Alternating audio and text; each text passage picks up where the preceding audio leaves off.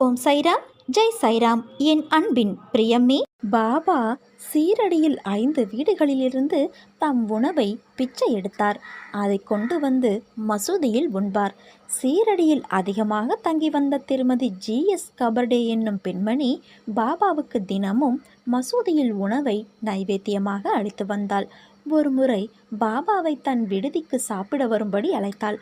சிறிது காலம் இவ்வாறே தொடர்ந்து ஒவ்வொரு நாளும் அவரை அழைத்தாள். ஒரு நாள் பாபா அவளது வீட்டிற்கு வருவதாக உறுதியளித்தார். ஆனால் வரவில்லை. மற்றொரு நாளும் அவள் பாபாவை அழைத்த போது அவர் வருவதாக உறுதியளித்தார். அன்றைய தினம் அவள் விதவிதமான பதார்த்தங்களை தயாரித்து கொண்டிருக்கும் பொழுது அந்த வாசனையால் தூண்டப்பட்ட ஒரு நாய் அங்கு வந்தது. பாபாவுக்காக தூய்மையாக தயாரிக்கும் பண்டங்களை அது தூய்மை கெட செய்து விடுமோ என்று திருமதி கபர்டே மிகவும் பயந்தாள். அதை விரட்டுவதற்கு கைக்கு எளிதாக எதுவும் கிடைக்காமல் போகவே அடுப்பிலிருந்து எரிந்து கொண்டிருக்கும் விறகு ஒன்றை எடுத்து நாயின் மேல் எரிய அது ஓடிவிட்டது. அன்றும் கூட பாபா வரவில்லை. எனவே அவள் நைவேத்தியத்தை மசூதிக்கு எடுத்து சென்றாள். அவளை பார்த்தவுடன் பாபா, நான் உன் வீட்டிற்கு வந்த பொழுது எரிந்து கொண்டிருக்கும் விறகு கட்டையை என் மேல் எரிந்தாய் என்றார். திருமதி கபர்டே அவர் கூறியதின் பொருளை உணர்ந்து தனது அறியாமைக்காக மிகவும் வருந்தினாள். நான் உன்னிடம் அடிக்கடி கூறுவதுதான், நீ அதை மறந்துவிட்டாய். இருந்தாலும் மீண்டும் உனக்கு நினைவூட்டுகிறேன். நான் உன் வீட்டிற்கு சாப்பிட வருகிறேன், உன் வீட்டிற்கு யாசகம் கேட்க வருகிறேன் என்று சொன்னால் அந்த நாளில் நான் என் ரூபத்திலே வருவேன் என்று நீ எதிர்பார்க்கக்கூடாது. எந்த ரூபத்தில் வேண்டுமானாலும் வருவேன். நான் வருவேன் என்று சொன்ன தினத்தில் யாரேனும் உணவு தேடி அல்லது பசியால் யாரேனும் உன் வீட்டிற்கு வந்தால் அவர்களை நிராகரித்து விடாதே. நல்ல அறுசுவை உணவை எனக்கு தயார் செய்து வை. நெடுநாட்களாக தடைப்பட்டிருந்த வேலை உனக்கு முடிந்துவிடும். நீ உன் வேலையை ஒரு நாளுக்குள் முடித்துவிடு. கால அவகாசம் மிக குறைவாக உள்ளது. நீ ஒரு புதிய வீட்டில் குடி போகப் போகின்றாய். உன் காத்திருப்புக்கு கைமேல் பலனாய் நீ எதிர்பார்த்த ஒன்று நடக்கப் போகிறது. இந்த வாக்கினை கேட்கும் போதிருந்தே உனக்குள் ஒரு உற்சாகம் தொற்றிக்கொண்டால் அது நிச்சயம் உனக்கு நடக்கப் போகிறது என்னும் அறிகுறியே. தினமும் வாழ்க்கையில் புயல் வீசுமா என்ன? சில நாட்களில் உனக்கு தென்றலும் வீசும். இப்போது உன் வாழ்வில் தென்றல் வருடி செல்வதைப் போல நீ நினைத்தது நடந்து உன்னை மகிழ்ச்சி கொள்ள வைக்கும். உன் கவனத்திற்கு ஒரு சக்தி உண்டு. அதை நீ பயன்படுத்தும் விதத்தில் உன் வாழ்வே மேம்படும் என்பது நிச்சயம். உன் கவனத்திற்கு சக்தி கொடுத்து அதன் வழியே வெளிப்படும் ஆற்றல் வழியே உனக்கு அனைத்தும் அருள்கின்றது இறை. எந்த கவனத்தை எந்த உணர்வோடு கூடி எதன் மீது செலுத்துகின்றோமோ அது அந்த தன்மையை பெறும். நட்டக்கல்லும் பேசுமோ என்று சொல்லலாம். ஆனால் நாதனின் வழியே அது பேசும் என்ற உணர்வோடு உன் கவனம் செல்லுமானால் கல்லும் நீ உணரும்படி பேசும். யாரையோ எதிரி, துரோகி, நட்பு போன்ற உணர்வோடு உன் கவனம் அதில் செல்லும்போது அதனிடம் அப்படி ஒரு தன்மையே இல்லாவிட்டாலும் அது அந்த தன்மையோடு உன்னால் பலம் பெறும். ஆகாது என்று ஊரும் உலகமும் சொல்வதில் கூட ஆகும் என்ற உணர்வோடு உன் கவனம் செல்லுமாயின் அது எதற்கு ஆகுதோ இல்லையோ உனக்கு அது ஏதோ ஆகும் தன்மையை சர்வ நிச்சயமாக வெளிப்படுத்தும். சில பல நிகழ்வின் வழியே இது எல்லாம் ஆகாது என்ற உணர்வோடு நீ அதில் கவனம் செலுத்தினால் அது உனக்கு ஆகாது போகக்கூட நீதான் அதற்கு வழிவகுத்து கொடுத்து வழி வாங்கிக் கொள்வதும் நீதான். இதையெல்லாம் கடந்து உன்னுள் உன் கவனத்தை நலம் பெறுவேன், வளமடைவேன், முன்னேற்றமடைவேன் என்றும் தீர்க்கத்தோடு நீ உன் கவனத்தை அவ்வுணர்வோடு செலுத்தும்போது அதுவும் சர்வ நிச்சயமாக மாற்றத்தை விளைவிப்பதை அனுபவிக்கலாம். எப்போதெல்லாம் ஏதோ சரியில்லை, குறை, அழிய வேண்டும், நாசமாக போக வேண்டும் என்று எதை நினைத்து உன் கவனத்தை செலுத்தினாலும் செலுத்துவது நீதான் என்பதால் உனக்கும் அந்த உணர்வோடு கூடிய கவனத்தின் தாக்கம் உன் வாழ்விலும் பிரதிபலிக்கும். அதே எல்லாம் மாறும், முன்னேறும், திருந்தும், திருத்தப்படும் என்று வாழ்த்த அந்த உணர்வோடு கூடிய கவனம் அதோடு சேர்த்து உன்னையும் சிறப்புற வாழ்விக்கும். எதில், ஏன், எந்த உணர்வோடு நாம் கவனத்தை செலவு செய்கின்றோம் என்று உணர அதில் அதை போலவே நமக்கும் வருமானம் வரும். இறைவன் உனக்கு அளித்துள்ள பலத்தை எப்படி பயன்படுத்தி கொண்டு இருக்கிறீர்கள் என்பதைத்தான் இப்போது நீ வாழ்ந்து கொண்டு இருக்கும் வாழ்க்கை கொடுத்து கொண்டு இருக்கிறது. இதில் இறைவன் மீது தவறு, விதி, வினை, நேரம், காலம், யோகம், வரம் என்பதையெல்லாம் கடந்து உனக்கு அருளிய பொருளை செலவு செய்து என்ன வாங்கி அது என்ன கொடுக்கிறது என்பதே உன் வாழ்க்கையாக இருக்கிறது. இங்கே யார் திருந்த வந்திருக்கிறார்களோ இல்லையோ, நீ உன்னை திருத்திக் கொள்வதற்காகத்தான் வந்திருக்கின்றாய். அதற்கான வேலையை நீ தொடங்கு. பூஜை, புனஸ்காரங்கள், சடங்கு சம்பிரதாயங்கள் இவையாவும் நம் மனதை தூய்மைப்படுத்துவதற்கான வழிமுறைகள் மட்டுமே. இருந்தாலும் உள்மனது பரிசுத்தமானதாக இல்லை என்றால் எவ்வளவுதான் வழிபாடுகள் செய்த போதிலும் என் பக்தர் என்ற தகுதியை நீ அடைய முடியாது. இதை மட்டும் நினைவில் வைத்துக்கொள். நீ நம்பிக்கையோடு இரு, நல்லதே நடக்கும். என் பார்வைப்பட்ட இந்த நொடி முதலே நீ ஆசைப்படும் வாழ்க்கை உனக்கு ஆரம்பமாகும் நேரம் கூடிவிட்டது. பேரதிர்ஷ்டம் உன்னை தேடி வரப்போகிறது குழந்தையே. ஒரு பொருள் உனக்கு கிடைக்காவிட்டால் இது ஏன் உனக்கு கிடைக்கவில்லை, எதற்காக கிடைக்கவில்லை என்று யோசித்துப்பார். உன் எதிர்காலத்தை ஒப்பிட்டு யோசித்துப்பார். உன் போல இருந்தவர்களின் எதிர்காலம் இப்போது எப்படி இருக்கிறது என்பதை கேட்டு தெரிந்து கொண்டு யோசித்துப்பார். அப்போது காரண காரியம் உனக்கே புரியும். உன்னிடம் உள்ள பிரச்சனை என்ன தெரியுமா? உனக்கு தைரியம் கிடையாது, வைராக்கியம் கிடையாது. இருந்திருந்தால் உன் லட்சியத்தை நீ அடைய எப்போதோ முயற்சி செய்திருப்பாய். ஆனால் உன் தோல்வியை நினைத்து தாழ்வு மனப்பான்மை அடைந்து அதிலிருந்து தப்பிக்க பிரச்சனைகளை வளர்த்து கொண்டாய். நீ சொன்னதை நான் கேட்க வேண்டும் என்று அடம் பிடிக்கிறாயல்லவா? நான் சொல்வதையும் நீ கொஞ்சம் கேட்க வேண்டும் தானே? உன் எதிர்காலம் நன்றாக இருந்தால்தான் எனக்கு பெருமை. நீ வாழ்வாங்கு வாழ வேண்டும். நிச்சயம் வாழ்வாய். என் மனம் உனக்கு புரியும் என்று நான் நினைக்கின்றேன். என்னுடைய மனதை போட்டு குழப்பும் பிரச்சனை விரைவில் சரியாகிவிடும் என்று மட்டும் ஆழமாக மனதில் சொல்லிவிட்டு வேலையை பார். விரைவில் அதிசயம் நடக்கும். ஏற்பட போகும் அதிசயங்களுக்கு நன்றி என்று மட்டும் ஆழமாக மனதில் சொல்லிக்கொண்டே இருந்தால் போதும். அது எப்படி சரியாகும் வழிகளை பற்றியெல்லாம் நீ ஆராயக்கூடாது. நமக்கு ஒரு சில வழிகள்தான் தெரியும்.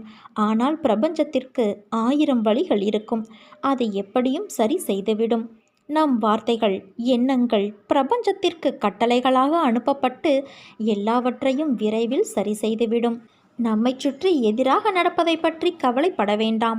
நமக்கு எதிராக எத்தனை பேர் செயல்படுகிறார்கள் என்பதை பற்றி பொருட்படுத்த வேண்டாம். பயம், குழப்பங்கள் வரும்போது பதட்டமில்லாமல் ஆழ்ந்த அமைதியாக இருக்க கற்றுக்கொள். நான் நம்பிக்கையாக இருக்கிறேன். விரைவில் அதிசயம் நடக்கும். ஏற்பட போகும் எல்லா அதிசயங்களுக்கும் நன்றி. பிரபஞ்சத்திற்கு நன்றி என்று மட்டும் ஆழமாக மனதில் சொல்லிக்கொண்டே இரு. நிறுத்தாமல் சொல்லிக்கொண்டே இரு. நம் வார்த்தைகள், சந்தோஷமான நம்பிக்கையான உணர்வுகள், எண்ணங்கள் போதும். எல்லாவற்றையும் சரி செய்துவிடலாம். நமது நேர்மறையான சக்தி இந்த பிரபஞ்சத்தை காட்டிலும் சக்தி வாய்ந்தது என்பதை மட்டும் உணர்ந்துவிடு. விதைத்தவன் தூங்கி விடுவான், ஆனால் விதை தூங்காது. எண்ணியவன் தூங்கி விடுவான், ஆனால் எண்ணம் தூங்காது. உன் மனதில் குதர்க்கமான எண்ணங்கள் எழுந்தால் அதை விட்டுவிடு. அதை பெரிதாக எடுக்காதே. மனமும் புத்தியும் நமக்கு பாதி நண்பன், பாதி எதிரி. அதனால் அவற்றை என் பாதத்தில் வைத்துவிடு குழந்தையே. நான் பார்த்து கொள்கிறேன். நிறை குறை என எல்லோரிடமும் உண்டு. அதை திருத்த முயற்சி செய். இப்படி குறையோடு இருக்கிறோமே என்று வருத்தப்படாதே. நான் என்றும் உன்னோடு இருப்பேன். யார் என்னுடைய பக்தன் தெரியுமா? யாரையும் வெறுக்காதவன், அனைவரிடமும் நட்பு பூண்டவன், எல்லாவற்றிடமும் கருணை உடையவன், அகங்காரம் விட்டவன், இன்பத்தையும் துன்பத்தையும் சமமாக கருதுபவன், பொறுமை உடையவன், எப்போதும் திருப்தியுற்றவன், எப்போதும் யோகத்தில் நிலை பெற்று செயல்புரிபவன், தன்னை கட்டுப்படுத்தியவன், திட சங்கல்பமுடையவன், மனதையும் புத்தியையும் என்னிடம் அர்ப்பணம் செய்தவன். யார் பிறரை துன்புறுத்துவது இல்லையோ, யாரை பிறரால் துன்புறுத்த முடியாதோ, யார் மகிழ்ச்சி, கோபம், பயம், மனக்கிளர்ச்சி இவற்றிலிருந்து விடுபட்டவனோ இத்தகையவனே எனக்கு பிரியமானவன். எதையும் சார்ந்திருக்காதவன், தூயவன், சுறுசுறுப்பு உடையவன், துன்பமோ இன்பமோ எது வந்தாலும் பொருட்படுத்தாதவன், எப்போதும் துயரப்படாதவன், தனக்கான எல்லா முயற்சிகளையும் விட்டவன், புகழ்ச்சி இகழ்ச்சியை சமமாக கொள்பவன், அமைதியாக இருப்பவன், ஆழ்ந்த சிந்தனையுடையவன், சிறிதே கிடைத்தாலும் அதில் திருப்தி கொள்பவன், உலகே தன் வீடாக இருப்பதால் தனக்கென்று வீடு இல்லாதவன், தன் கொள்கையில் உறுதி படைத்தவன். இத்தகையவன்தான் என் பக்தன். நிச்சயம் உன்னை நான் கரை சேர்ப்பேன். நானே கதி என்று இருக்கும் உன்னை எப்படி பாதையில் விடுவேன்? இன்னும் சிறிது காலத்தில் நீ எதிர்பார்த்தது உன் கையில் வந்து சேரும். நீ கவலைப்படாதே. நான் உன் முன்னேதான் அமர்ந்து கொண்டே இருக்கிறேன். உன் கோரிக்கைகளை கேட்டுக்கொண்டே இருக்கின்றேன். ஆனால் நீயோ, அப்பா, எனக்கு நிம்மதியில்லை, சரியாக சாப்பிட முடியவில்லை, கழுத்தை நெரிக்கும் கடன்கள் எனக்கு நிறைய இருக்கிறது, எனக்கு நிறைய பணம் வேண்டும், நீங்கள்தான் கிடைக்க வழி செய்ய வேண்டும், சொல்லுங்கள் என்று கூறுகிறாய். இதுதானே உன் கோரிக்கை? உனக்கு செய்யாமல் வேறு யாருக்கு நான் செய்ய போகிறேன்? ஆனால் வருவதற்கு முன்பு உனக்குள் இருக்கும் அகங்காரங்கள், அகந்தைகள், மமதைகள், ஆசைகள் இவை அனைத்தையும் தீ வைத்து எரித்து விட்டு வா. அஞ்ஞானத்தால் கட்டப்பட்டு தவித்து கொண்டு இருக்கிறாய். அதற்காக என்னை பரீட்சித்து பார்க்கிறாயா? நான் பாரபட்சமின்றி செய்பவன். யாருக்கும் பேதம் பிரித்து பார்க்க மாட்டேன். அனைவரும் என் பிள்ளைகள். உன் கர்ம பலன்கள் இப்படி உன்னை பேச வைக்கிறது.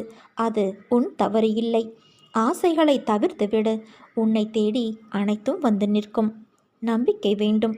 தைரியமாக எப்படி வாங்க முற்படுகிறாயோ அதை அடைப்பதற்கும் நான் வழி செய்வேன். கடவுள் எப்போதுமே தன்னை நினைப்பவனை, தனக்கு பயந்தவனை மட்டுமே நினைத்து அவனை திரும்பி பார்க்கிறார் என்பதை கவனத்தில் வைத்து கொள்ளுங்கள். தன்னை நினைப்பவனும் தனக்கு பயந்தவனும் தனது என்பது அவருக்கு தெரியும். அந்த பக்தன் என்பவன் தனது அடைக்கல பொருள் என்பதையும் அவர் அறிவார். பக்தன் என்பவன் எப்போதும் அவரை நினைப்பதால் மட்டுமல்ல, அவர் சொன்ன வார்த்தைகளை கேட்டு அதன்படி நடக்கிறவனாகவும் இருப்பான். அவன்தான் உண்மையான பக்தன். நல்லதை சொல்லும்போது நமக்கு என்றும், கெட்டதை சுட்டி காட்டும்போது கோபப்படுவதும் பக்தருக்கு அழகல்ல. கடவுள் எப்போதுமே நம்மை நோக்கி தனது வலிய கரங்களை நீட்டிக்கொண்டே இருக்கிறார். பக்தியோடும் புத்தியுமுள்ள மனிதன் அந்த கரங்களுக்குள் தன் கரங்களை நினைத்து அவர் பிடித்து கொள்ள விட்டுவிடுகிறான். எச்சரிக்கை செய்தும் அலட்சியம் செய்கின்றவன் மிகவும் ஏமாந்து போவான். உன் உழைப்பு என்றும் வீண் போகாது. உன் வேண்டுதல்கள் நிச்சயம் பலிக்கும். எல்லோர் வாழ்விலும் சோதனைகள் வரும். அதன் பிறகே அவரவர் தேவைகள் பூர்த்தி செய்யப்படும். வாழ்வில் நேர்மையாகவும் உண்மையாகவும் இரு. நிச்சயம் உயர்வு தானாக வரும். நிச்சயம் நீ வெற்றி அடைவாய். நம் வாழ்க்கையில் நிகழும் தருணங்கள் எல்லாம் வெற்றியாகவும் இருப்பதில்லை, தோல்வியாகவும் இருப்பதில்லை. வெற்றிகள் நிலைத்திருப்பதில்லை. அதே போல தோல்விகளும் அப்படியே நிலைத்திருப்பதில்லை. வெற்றி என்றும் சந்தோஷம் தரும். ஆனால் அந்த சந்தோஷம் வாழ்க்கை முழுவதும் கிடைக்கும் என்று எதிர்பார்க்காதே. அதே போல தோல்விகள் கஷ்டத்தை தரும். அதுவும் நிரந்தரமாக வாழ்வில் நிகழ்வதில்லை. வெற்றியில் ஆணவத்தை காட்டாதே. அதே போல தோல்வியில் விரக்தியை காட்டாதே. ஏனென்றால் இரண்டுமே வாழ்க்கையல்ல. ஜெயிப்பவர்கள் தோற்பார்கள், அதே போல தோற்பவர்கள் ஜெயிப்பார்கள். அதிலிருந்து என்ன பாடம் கற்றுக்கொள்கிறாய் என்பதுதான் உண்மையான வாழ்க்கை. அதன் வெற்றி பாதை உனக்கு தெரியும்.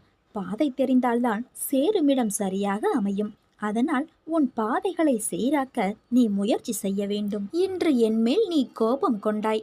நீ நினைத்த நிகழ்வு நடக்கவில்லை என்றால் அது நடக்காமல் போனதற்கு காரணம் அதைவிட நல்ல சூழ்நிலை நடக்கும். மேலும் உனக்குள்ள கேள்விக்கு விடையும் அளித்தேன்.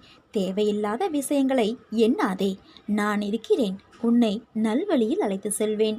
இது என்னுடைய சத்திய வாக்கு. என் குழந்தைகள் கோபித்து கொள்ளலாம், ஆனால் நான் உன்னை கோபித்து கொள்ள மாட்டேன். அப்படியே நான் கோபம் கொண்டாலும் என் பிள்ளையான உன்னை நல்வழிப்படுத்துவதற்கே என்பதை நீ புரிந்து கொள். என்றும் துணையாயிருந்து என் இதயத்தில் அரவணைத்து காப்பேன். உன்னை வழி நடத்த உன் நிழலாக நான் இருப்பேன். முடிந்து போனதை நினைத்து வருந்தவும் வேண்டாம், வரப்போவதை நினைத்து கவலைப்படவும் வேண்டாம். உனக்கு வருகின்ற சோதனைகள் எல்லாமே உன்னை சாதிக்க வைக்கவே. மன வலிமையோடு நீ அதை எதிர்கொள். நல்ல சந்தர்ப்பங்களை நன்கு பயன்படுத்திக்கொள். இதனால் உன் வேலை எளிதில் முடிவுறும். நீ பிரயாணம் செய்ய வேண்டியிருக்கும். காலையில் பயணத்தை தொடங்காதே. உணவு உண்ட பின் பிற்பகலில் பயணத்தை தொடங்கு. உன் பயணம் உனக்கு சாதகமாக அமையும். நீ நம்பிக்கையோடு இருந்தால் நல்லதே நடக்கும்.